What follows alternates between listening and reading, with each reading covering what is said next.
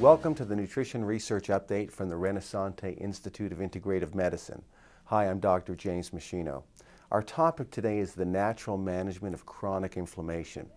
Now, you see chronic inflammation in many different conditions: osteoarthritis, rheumatoid arthritis, other autoimmune conditions that affect the joints in particular, sites of old injuries, overuse syndromes at the elbows, the wrists, the hands, after a whiplash injury, people with chronic recurring low back pain that really starts to, become a day-to-day problem for them over many years, and lingering problems with bursitis, tendinitis, fasciitis. All of these chronic inflammatory conditions have certain principles in common. Now, the good news is that there are some natural remedies that have been proven to suppress that inflammation so you feel better and you're more functional. Now, many herbal supplements, for instance, have been shown to have anti-inflammatory effects in experimental studies, but very few have actually been shown to be effective in human clinical studies. So if you're going to use supplements, you want to use ones that have been proven to work in humans, not just in animals or in a petri dish. So the herbal supplements that have the very best clinical studies behind them in terms of reducing inflammatory problems in humans are curcumin, boswellia, white willow bark extract, and ginger. The active ingredients in these herbs block really the same enzymes and chemicals that are blocked by aspirin and ibuprofen and Voltaren, indomethacin, Celebrex, and those types of anti-inflammatory drugs. The difference is that the herbal agents don't damage the stomach. They don't lead to bleeding, internal bleeding, and irritation and ulceration.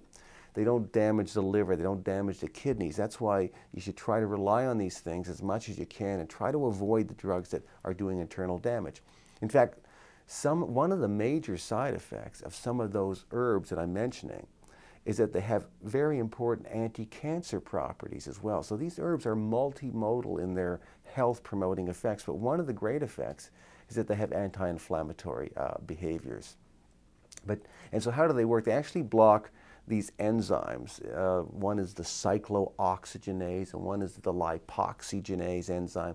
They inhibit what's called tumor necrosis factor alpha. All these major chemicals that are involved in the inflammatory process that pharmaceutical companies try to block with their synthetic drugs. There are natural things like curcumin, boswellia, white willow bark extract, and ginger that do it with natural agents without the side effects. But you have to be using the right standardized grade and the right dosage. So for curcumin, you'd need to get a supplement of turmeric that is a standardized grade of 95% curcumin content. Otherwise, it's going to be useless. With boswellia, the supplement has to be 70% boswellic acid. It needs to be that standardized grade. That's the one that's been shown to work. With white willow bark extract, has to be a standardized grade of 15% salicin or salicylic acid. And for ginger, it has to be a 5% grade of gingerols, these anti-inflammatory resins. So my suggestion is that you get a supplement that contains curcumin, boswellia, white willow bark extract, and ginger, using those that have those right dosages and standardized grades in them.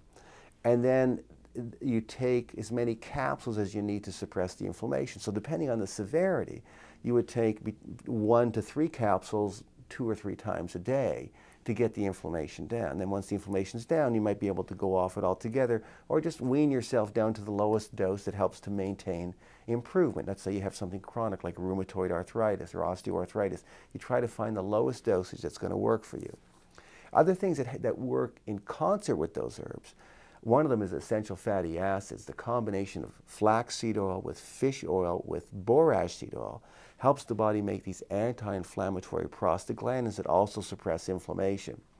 And to make those essential fatty acids work optimally, you need a high-potency multiple vitamin that gives you the antioxidants and the B vitamins and the magnesium that work as cofactors to help your body make the anti-inflammatory prostaglandins from the essential oils. So that combination of flaxseed, borage, and fish oil all in one combination product, you take about 3 capsules a day. That usually has a very good anti-inflammatory effect.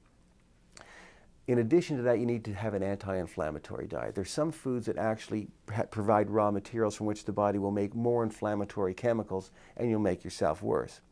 So you need to minimize or avoid those foods as much as possible.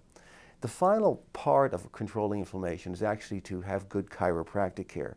Chiropractors can find the mechanical joint and muscle irritation components that are encouraging the inflammatory process and causing stiffness and irritation. And they can, with hands-on treatment and other modalities, improve joint function, get you more functional, moving more properly, and reducing some of that irritation. They can also eliminate many of the muscle triggers, the fibrocytic nodules that build up in tissues, eliminate the contractures that cause pain, and also promote the inflammatory cascade. Supplements and diet alone cannot get rid of those problems. That's why chiropractic care is so important, to establish the biomechanical disturbances, reestablishing normal joint function and muscle function. Now, to see the exact diet and supplementation program to reduce chronic inflammation, I'd suggest that after you watch this video, view the recommendations below, and you'll see it's all spelled out for you very neatly and flawlessly. So I hope you found this to be very helpful, and thanks for watching, and I will see you next time.